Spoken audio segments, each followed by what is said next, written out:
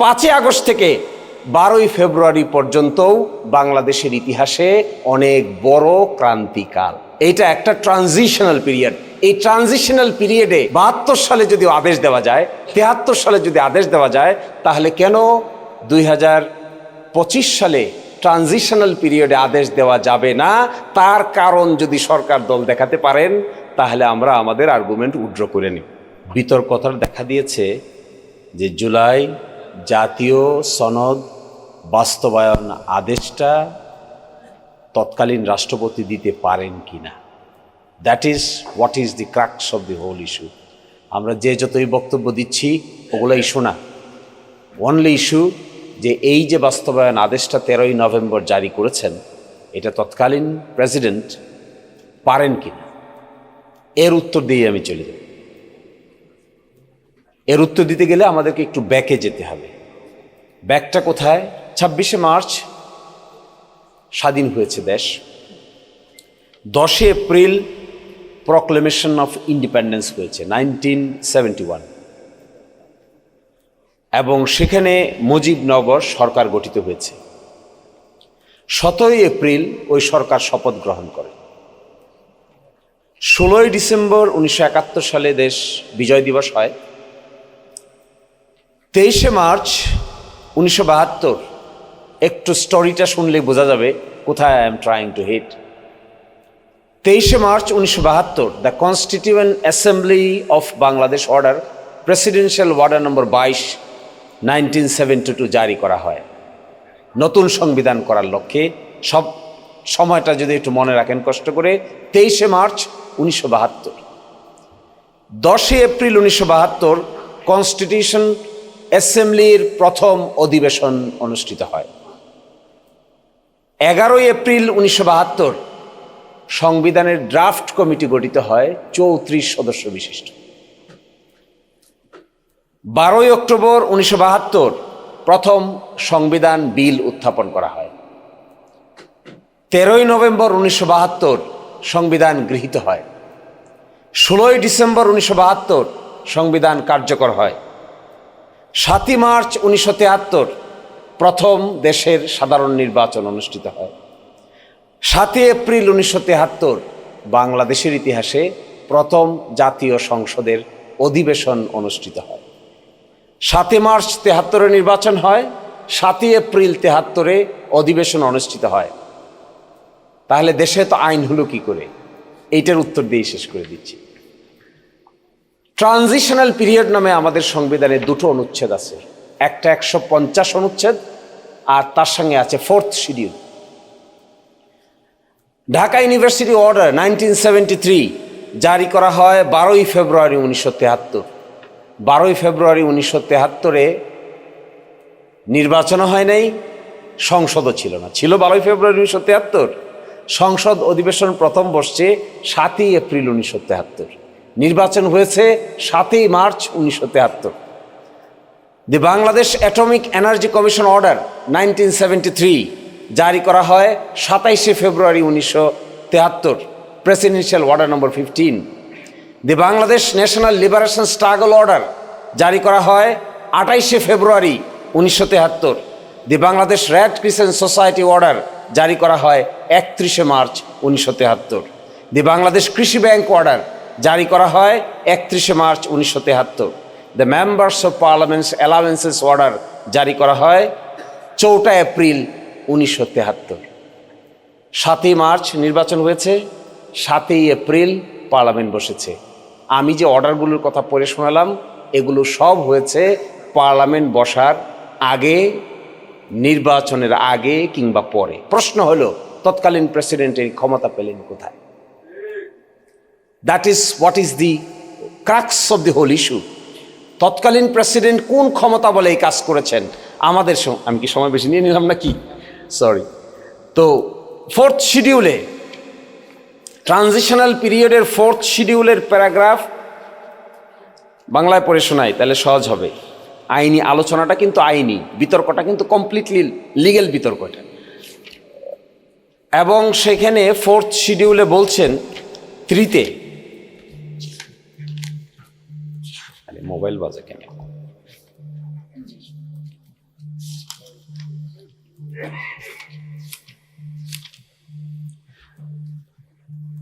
তখন যদি পারা যায় তাহলে এখন পারা যাবে না কেন? এর উত্তর দিয়ে আমি শেষ করে দিচ্ছি। অল লিগ্যাল প্রসিডিংস বলছেন, ফোর্থ শিডিউলে লিগ্যালাইজ করছেন, all legal proceedings pending in the high court immediately before the commencement of this constitution shall be transferred to and be deemed to be pending before the high court such and such বলে কনক্লুশনটা কি draw করছেন? Any provision of this constitution enabling or requiring parliament to legislate shall until the day upon which parliament first meets as aforesaid be construed as enabling the president to legislate by order, and any order made under this paragraph shall have effect as if the provisions thereof had been enacted by parliament. ওই যে parliament বসে নাই কিন্তু president order দিচ্ছে, Dhaka university order, atomic energy commission order, গণপ্রতিনিধিত্ব অধ্যাদেশ order 1972। Parliament তো বসে নাই, পার্লামেন্ট বসবে 7 এপ্রিলে, তার আগে প্রেসিডেন্ট অর্ডার দিচ্ছে। এই যে দিচ্ছে অর্ডারটাকে সংবিধানের 4th তফসিলে বলে দেওয়া হচ্ছে এই অর্ডারগুলো প্রেসিডেন্টের উপর ক্ষমতা আরোপ করা হয়েছিল বলেই তিনি দিতে পেরেছেন। আজও দেখবেন Dhaka university order, Dhaka university এক নাই কেন? ঢাকা ইউনিভার্সিটি অর্ডার কেন? আপনি গণপ্রতিনিধিত্ব, বাংলাদেশ গণপ্রতিনিধিত্ব আদেশ কেন? অধ্যাদেশ কোথায় গেল?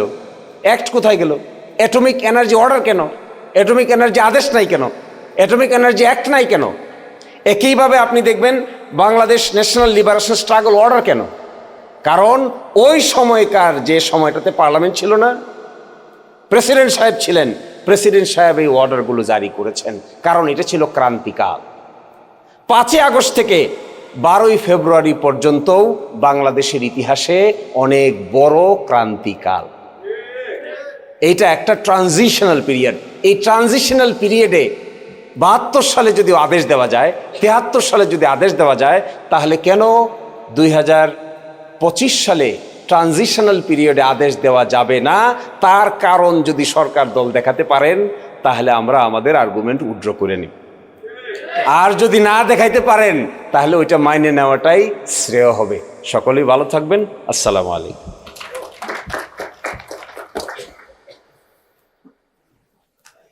Thank you very much. বিসমিল্লাহির রহমানির রহিম। আলহামদুলিল্লাহ রাব্বিল আলামিন, আসসালাতু ওয়াসসালামু আলাইকা সাইয়্যিদুল মুরসালিন ওয়া আলা আলিহি ওয়া সাহবিহি আজমাইন। গণভোটের গণরায়, চ্যালেঞ্জ এবং আইনজীবীদের ভূমিকা।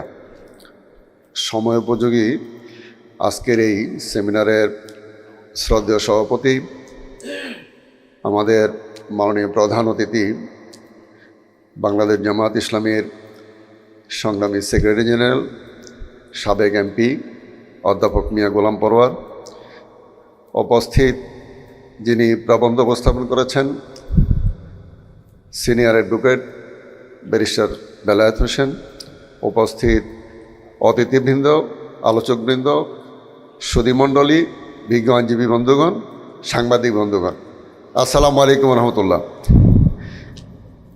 আমি প্রথমেই যিনি প্রবন্ধ উপস্থাপন করেছেন ওনাকে মোবারকবাদ, ধন্যবাদ জানাতে চাই যে উনি চমৎকারভাবে একটি কিনোট আমাদের সামনে উপস্থাপন করেছেন। এখানে দু একটা জিনিস আসলে আরও ভালো হইতো আমি মনে করি। আমরা জানি যে হাসিনা গত সরকারের ফ্যাসিস্ট, সে পালিয়ে গেছে।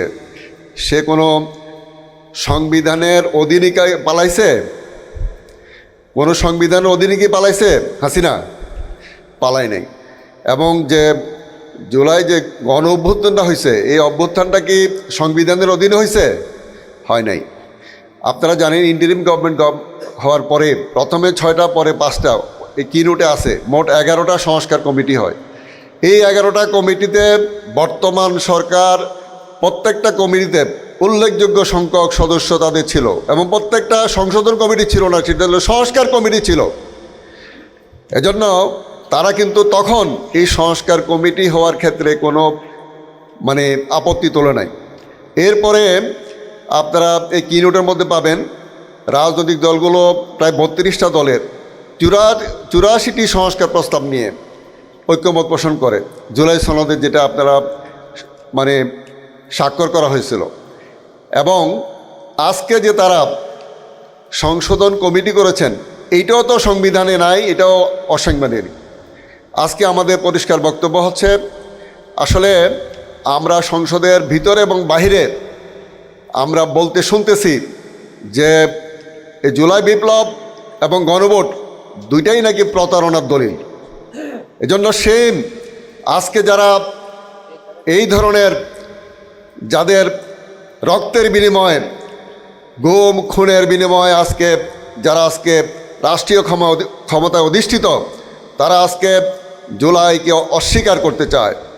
আমাদের পরিষ্কার বক্তব্য হচ্ছে, আমরা জুলাই এবং গণভোটের রায় এই জাতিকে নিয়ে এই সরকারকে বাস্তবায়নে বাধ্য করবো ইনশাল্লাহ। এর কোনো বিকল্প হবে না। যারা জীবন দিয়েছে, গুম খুনের শিকার হয়েছে, যারা যে সমস্ত পরিবার দীর্ঘদিন 17 বছর পর্যন্ত বাড়িঘরে থাকতে পারে নাই, তাদের দাবি হচ্ছে এই গণভোটের প্রায় 70% মানুষের গণরায় বাস্তবায়ন।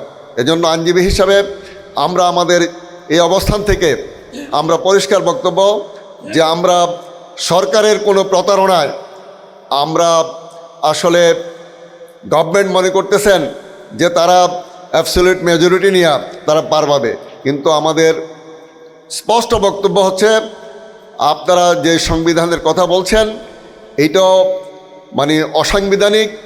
আপনারা গণরায়কে যদি না মানেন, তাহলে আপনাদের স্বৈরাচারের ওই পথে আপনাদের হাঁটতে হবে, আপনাদের সেভাবেই পতন হবে। আমি আবারও আপনাদেরকে স্মরণ করাইতে চাই যে সেভাবে আপনারা অ্যাবসলিউট মেজরিটি নিয়ে আপনারা আবার নতুন করে স্বৈরাচার হওয়ার চেষ্টা করবেন না। আসুন আমরা এই গণভোটের গণরায় বাস্তবায়নে সম্মিলিতভাবে পুরো জাতি ঐক্যবদ্ধভাবে আমরা যাতে জাতির আশা আকাঙ্ক্ষার যে সংস্কারের আমরা যে কমিটেড, এই সংস্কার বাস্তবায়নে আমরা পদক্ষেপ গ্রহণ করতে পারি। সবাইকে ধন্যবাদ। আসসালামু আলাইকুম।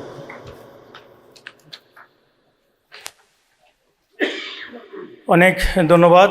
এখন আলোচনায় অংশগ্রহণ করছেন যিনি রাষ্ট্র সংস্কারের নিরলস ভূমিকা রেখে যাচ্ছেন, যিনি সাধারণ মানুষের আইনজীবীদের কণ্ঠ হিসেবে কাজ করছেন,